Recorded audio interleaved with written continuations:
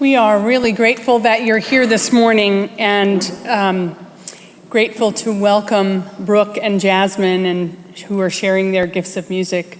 Both of them are involved in Christian ministries around campus and InterVarsity and in the One in Christ ministry. They have provided a lot of music around the campus this fall, and we're glad for their partnership and their sharing with us this morning.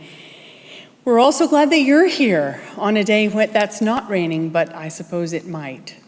I've heard it might. It's wonderful to take a break and to get a deep breath in this very busy time of year, and we are glad that you've joined us to be part of our discussion and dialogue and our community as we encounter Numen Lumen, a Thursday inspiration. We have some special guests that I just want to introduce to you this morning. The staff of the chaplain's office at High Point is with us visiting. Preston Davis and Shannon Lefevre, would you just wave at us? Come to see what we're up to here at Elon and to make connections with Chaplain Adam. They go back a ways, so we're glad to have them here with us visiting. We hope that you'll visit with them after the presentation this morning. And it is a very great privilege and an honor to welcome Richard McBride as our speaker this morning. Richard is no stranger. He has continued to be no stranger. The chaplain emeritus, he was the chaplain here for 25 years. He set the direction for the chaplaincy and for the Truett Center.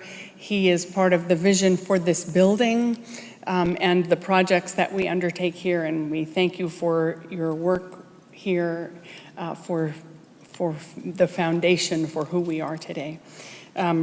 There's a more extensive biography of Richard, but the best thing to do about him is to listen to him as he shares his heart and mind and soul with us this morning. So with that, I welcome you, Richard, back to your home.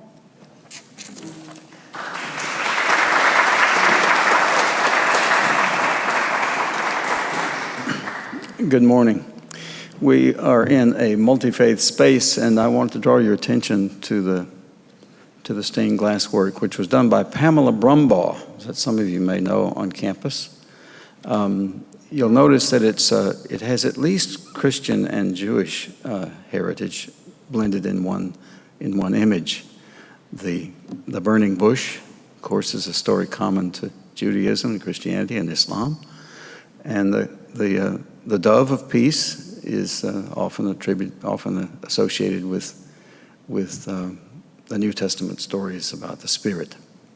But anyway, this morning I want to share some stories about how my vision of campus ministry evolved over my years here at Elon. But first, since, as somebody said, all understanding rests on the foundation of personal biography, that is, our particular histories shape how we see the world, I want to start with a few personal stories. I was born into a quite large, extended Christian family. In a 14-room farmhouse, there lived my mom and dad and me, and later my brother, together with my aunt and uncle and 2 other boys, my grandmother, and 3 of my mother's unmarried sisters. That's my first sense of family. We all attended the Boone's Mill Baptist Church, some 12 miles south of Roanoke, Virginia. I learned that my mother's family had purchased the pulpit furniture in honor of my grandfather.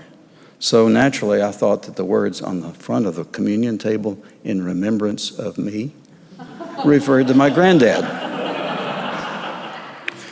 When my dad's work took our family 30 miles south to Fieldale, Virginia, near Martinsville, it's a mill town that produced Fieldcrest towels, and you may have some of those in your bathrooms.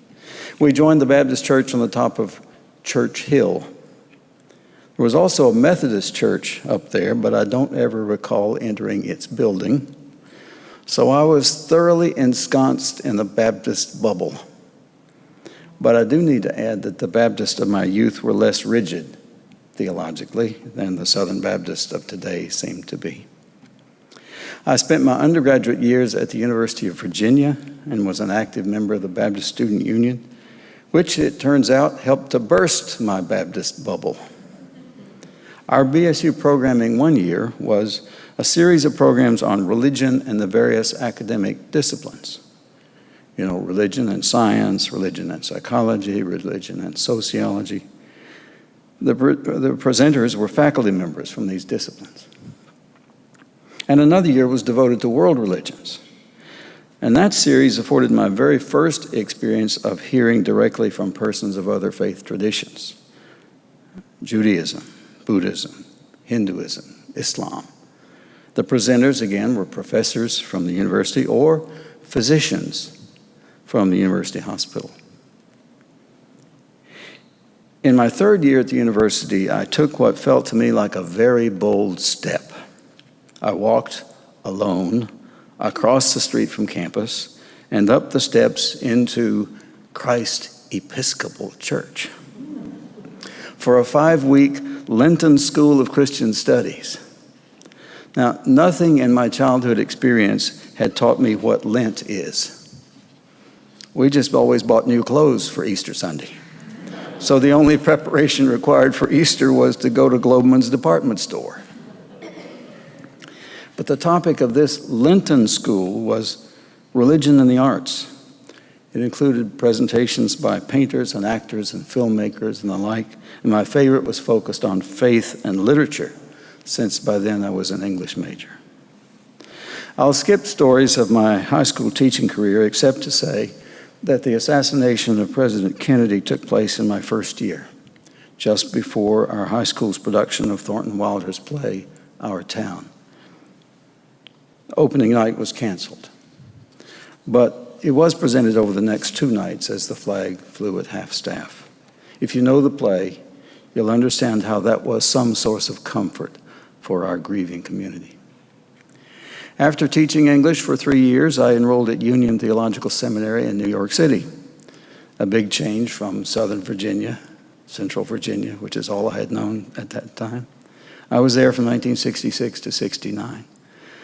These were years of profound impact on my life. It was a time of both spiritual and political awakening, and not only in the classroom. My fieldwork placement was a black church in East Harlem, which, as it turns out, is where I met my southern neighbors, whom I had not met growing up in a segregated South. They taught this white boy a lot about white privilege. Also, the Vietnam War was raging, and the nightly news actually showed us body counts. I mean, on the TV screen, you would see messages like this: those killed today, Viet Cong 210, Americans 43. I edited the newsletter of seminarians against the war and participated in protests at the Pentagon and at the Capitol in Washington. Union's located directly across the street from Jewish Theological Seminary. And that fact brought me into contact with one of their most important faculty members, Abraham Joshua Heschel, and one of the most important books of my seminary career, Heschel's book, The Prophets. If you want to understand Judaism, absorb that book. I had the good fortune during my final year to meet Ed Chrisman, who was then the assistant chaplain at Wake Forest College. Ed was on a study leave at Union, and in that year was invited to step up to be the college chaplain. That left his old position open at the very time I was looking for the work to do following seminary. I think of our meeting at that moment as nothing less than providential. I visited Ed just last week at the retirement center over in Winston-Salem to thank him for his friendship and his mentorship and for setting the trajectory of my career. So I moved to Wake Forest as the Baptist chaplain alongside Ed and the Methodist, Presbyterian, and Episcopal chaplains. And for 7 years, there was no change in the membership of our team. I recall we agreed not to harmonize anything, but to follow whatever is distinctive in one another's traditions. So that's a good principle to follow when it's a matter of multi-faith encounters. This is a thoroughly Christian song. Wonderful. And there will be moments for thoroughly Islamic presentations and Jewish presentations. Don't try to take the edge off. Just learn to respect each. Well, that was a sidebar, so I'll have to find myself. In my first year at Wake Forest, Kent State's 4 students were killed by the National Guard troops during a protest of the Vietnam War. And our campus ministry team responded with a combination of pastoral work and, I think, some prophetic action.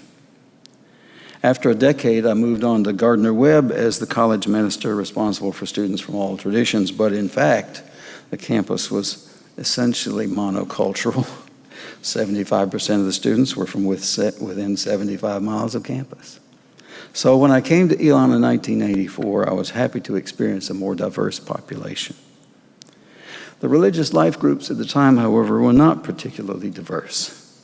We had a Baptist Student Union, an InterVarsity Christian Fellowship, a Fellowship of Christian Athletes, a gospel choir, and a Catholic community. I recall in those early years that almost annually I would have a conversation with young Catholic women who were upset by being told by some very conservative, one might say fundamentalist hallmates, that these Catholic women were not true Christians. They didn't have a ready answer to, "Are you saved?" So I tried to explain that their hallmates were, from their point of view, well-intentioned, feeling an obligation to witness to them.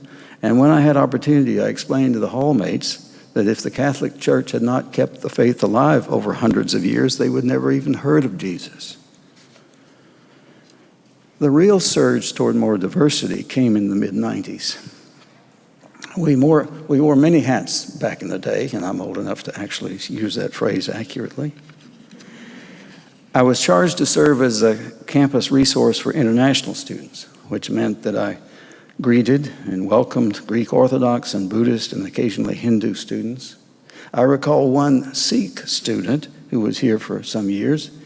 In his tradition, men do not cut their hair, but they wrap it up on the top, under a scarf on top of their heads. He was a jolly guy. He wore a UNC baseball cap on top of his scarf. The few Muslim students who came to Elon typically didn't stay for more than a year. They looked around and didn't see enough others of themselves. So though we were welcoming to them individually, we didn't yet have a critical mass. I recall saying to the faculty at a faculty meeting, "Our students are coming to us from more religiously diverse high schools than they are finding when they arrive here." So that was our challenge. And admissions got to work on a more concerted effort to recruit Muslim students. And about, I'd say, 6 or 7 years ago, we began to achieve the critical mass. Still not enough, but enough to see yourself in the faces of others.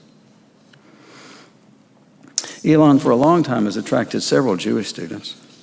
Jody Perlman, well, we had the practice after Thanksgiving break that we came back. There were 2 trees that magically sprung up in front of the Alamance building. They were our Christmas trees. And so we were dedicating the Christmas trees, and I was saying Merry Christmas to everybody when Jody Perlman stepped out of the choir and said, "Chaplain, there are 3 Jewish students in the choir. Will you say Happy Hanukkah to us?" Yes, of course.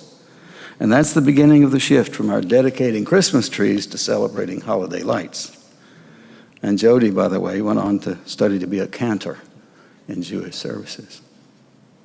Doug Fenberg came by my office one day to tell me he was a cheerleader, but he found himself a bit uncomfortable cheering for the Fighting Christians, our mascot at the time. He asked if we could form a group for Jewish students. Yes, let's do that. He suggested we call it Jewish Cultural Awareness Society, which we did for a couple of years, and Dr. Jimmy Agnew served as its advisor. But after about a year or so, she said, "We can call this organization Hillel, and Jewish families will recognize it, and it will be a welcome to them." And so we did. After all, our founders chose a Hebrew name, Elon, in honor of the oak trees that are abundant on the original campus. Of course, I have to explain we speak Southern Hebrew here, Elon instead of Elon. One year, the mother of a Jewish football player took pictures of her son's game back to her home in Florida, and some of the pictures included banners supporting the fighting Christians. Her neighbors were incredulous. "Your son plays football for the fighting Christians?" Well, I took that story away and shared it with our new president, Dr. Lambert. He was already laying the groundwork for adopting a new mascot. Once in the late 90s, when I was away at a campus ministry conference sponsored by the United Church of Christ, Renee Summers called me.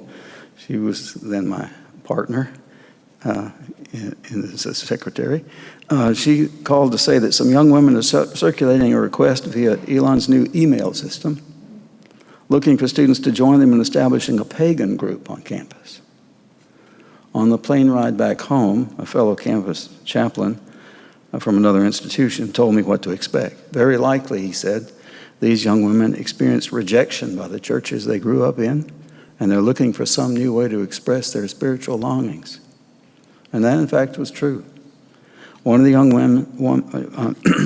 women had heard her minister rail against homosexuality, and she couldn't square that with her experience of having gay friends. The other had experienced sexual assault and had not received any support at all from her faith community. We did have a fledgling pagan group for a couple of years, though it never garnered enough students to achieve official standing. Professor Anthony Weston had agreed to be its advisor. So I invited Anthony to share at some public gatherings what this ancient spiritual practice entails. Adjusting one's life to Earth's cycles, to solstices and the equinoxes, venerating the Earth's seasons of fruitfulness and rest.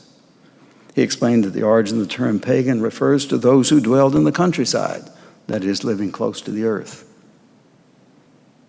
The number of our religious life groups expanded over the years with the addition of campus outreach and LEAF, Lutherans, Episcopalians, and Friends, I love that name, and the Methodist Fellowship. And staff additions began to bring additional energy and diversity to the community.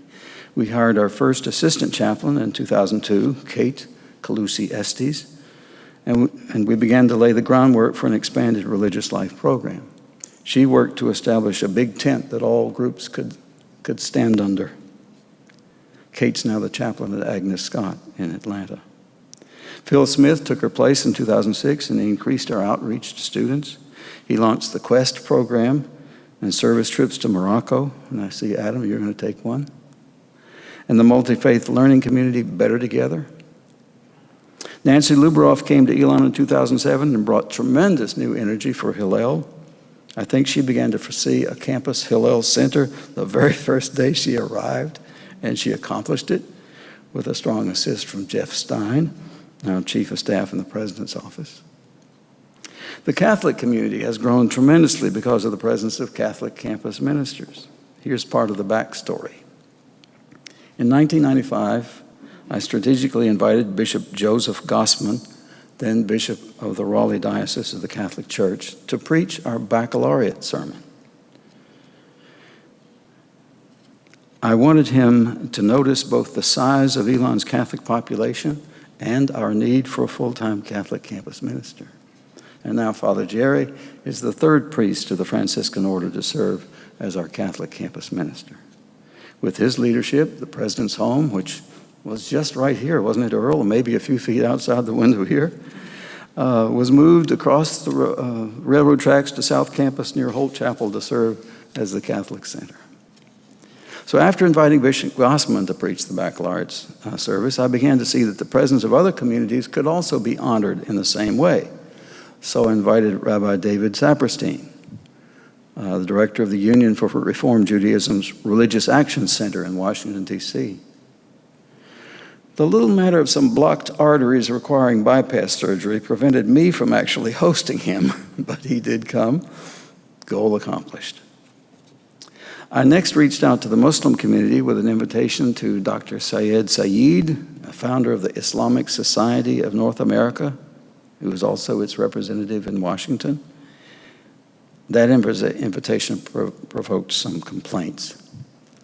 I recall correspondence with a parent who said that the university with our heritage ought not to invite a Muslim speaker for baccalaureate.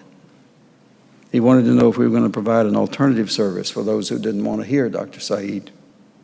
And I responded that attendance is completely voluntary, and no, we're not going to have an alternative event. It's important, I responded, that for our community to honor the full diversity of the religious traditions that are represented on our campus, and I thought the time is right for us to hear from a man whose organization was created to represent moderate Islam and to foster good relations with other religious communities. He replied that he and his family would attend. Mission accomplished. In 2004, we received a very generous endowment from Doug and Edna Noyles to support our program. The Truett Center received its name because of a gift in honor of her mother, Vera Richardson Truett, who sent 6 daughters to Elon.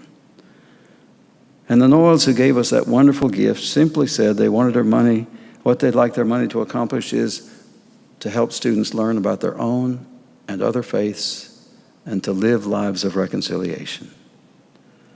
We're very unfortunate that the endowment came from people with such expansive spirits. So when we began the planning for this building, my core conviction was and remains that every person is searching for meaning and purpose in their lives. Whether they see themselves as religious or spiritual or secular, everybody's searching for meaning and purpose. So the programs we envisioned for this center were meant to welcome everybody at whatever stage of searching they find themselves. Now, I spent 39 years in campus ministry, and I know that not everybody's keen. This is telling me it's time to quit. And I have one paragraph left. I've spent 39 years in campus ministry, and I know that not everybody is keen to acknowledge in their college years that there is a search to be sought. In the annual senior surveys that take place as graduation approaches over the years, 50% of seniors gave our programs high marks, and the other 50% had no opinion. Not everybody's on board, but it is my prayer that somewhere down the road, when life gets complicated in any one of the myriad ways that difficulties appear, that there will be something of genuine importance that happened at Elon that becomes a lifeline, a rope to hold on to in the blizzard. Those insights may take place in a classroom or a library, a residence hall or a sports field. They may happen in this very room or in the programs of the center. I'm really pleased with all the initiatives that I've seen take place already under Jan's leadership, and now joined with Adam and all the exceptional student interns. So, blessings on this house. May its spirit welcome all, touching even those who just passed by outside. And may this house serve as a Numen Lumen beacon for the entire university, nurturing its soul. More music, please.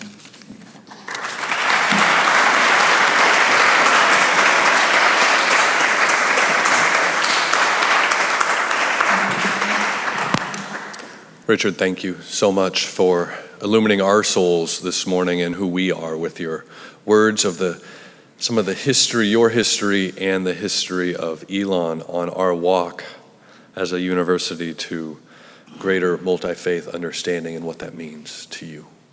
Thank you so much. Also, once again, thank Jasmine and Brooke for your music. And everyone, please join us for coffee and donuts and time together after the final piece of music here. Thank you and have a wonderful day.